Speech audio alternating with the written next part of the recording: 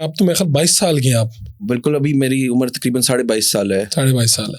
तो जब बिजनेस में आए, मैं चाहूँगा कि इसका बैकग्राउंड बताएं। यानी वालिद साहब सारा देख रहे थे, और आप कितने हैं बहन भाई वगैरह, और आप कौन से नंबर पे हैं? आना किस तरह हुआ बिजनेस में? हम 4 बहन भाई हैं, 3 बहनें और मैं सबसे यंगेस्ट वन हूँ। ठीक है। तो जब ये तकरीबन काम में आए थे तो मेरी उम्र थी 20 साल।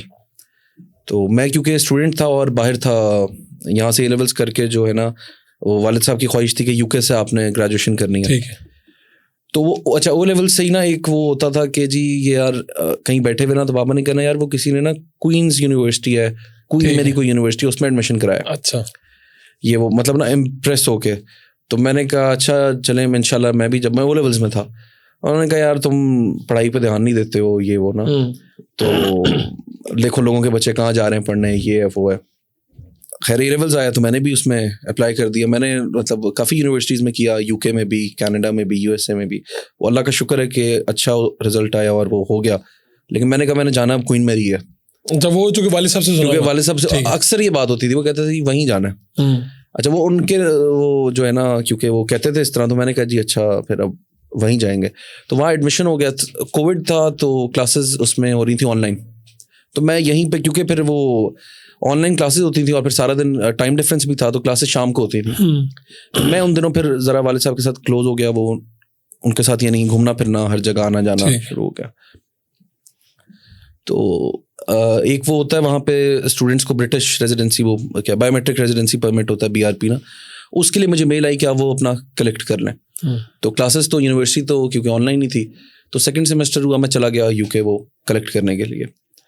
तो बस वो अब अपना पढ़ाई के उसमें थे। वालिद साहब ने एयरपोर्ट छोड़ा है, और जब छोड़ा है तो उनको कोविड हो गया, और उनको वहाँ मैं गले मिला और एयरपोर्ट मिल के वहाँ फ्लाइट पे गया। वहाँ पहुँचा तो मुझे भी हो गया, उनसे हुआ या क्योंकि मिले थे आप, क्योंकि उस टाइम पे एक दिन पहले आप टेस्ट कराते थे ट्रेवल करने से पहले। ठीक है। वो टेस्ट मेरा नेगेटिव था। ओके, उधर गए तो पॉजिटिव। उधर तो वो मुझे जो सेंस ये बनती है कि वालिद साहब को मैं मिला, और वो थी 25 मार्च। 23 मार्च को वो क्योंकि थोड़ी सा सियासी एक्टिविटी करते थे, उन्होंने केक वगैरह काटे, लोगों को मिले किसी से उन्होंने। ये 25 मार्च 2021 की बात है जी। ठीक है। मेरी वो एयरपोर्ट पे उनसे जो है ना मुलाकात हुई है। तो वो पता ही नहीं था, मैं तो अपना BRP लेने और यूनिवर्सिटी का फर्स्ट ईयर और ही हा में था एक्साइटेड। उधर उन्हीं 10 दिनों में जो है वो बिल्कुल ही 360 डिग्री जो है ना, वो एक पूरा ही चेंज आ गया कि वो वालिद साहब की तबीयत बिगड़ती गई, वो हॉस्पिटल चले गए। मैं आ नहीं सका क्योंकि मुझे भी कोविड था, तो मैं वो फ्लाई नहीं कर सकता था।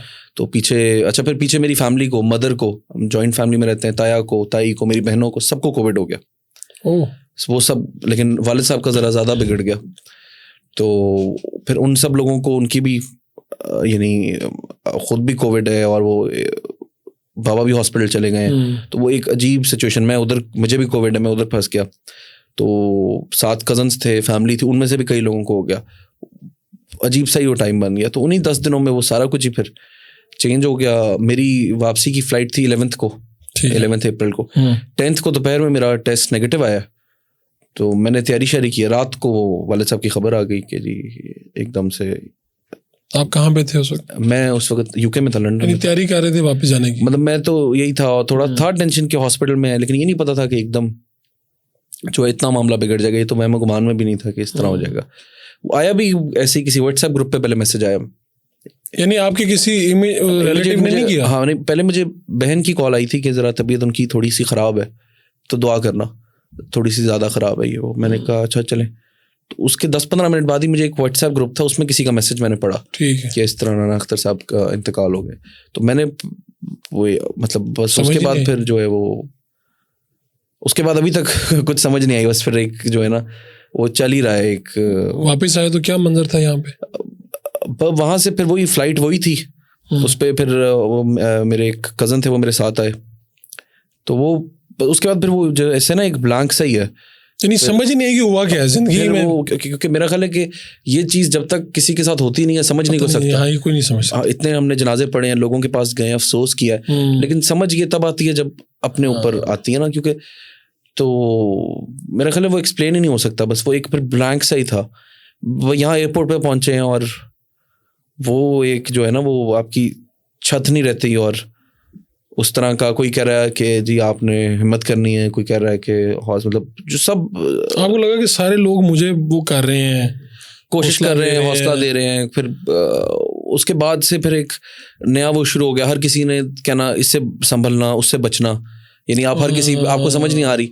अच्छा कुछ लोग बहुत अच्छे साबित हुए ना, लेकिन आपके दिल में हर बंदा सबके लिए वो डाल रहा है ना, जरा बच के, जरा संभल के, तो आप हर वक्त ये सोच रहे हो यार कौन मेरे साथ। आपको ये समझ नहीं आ रही कि कौन असल है कौन नकल है। हाँ जी।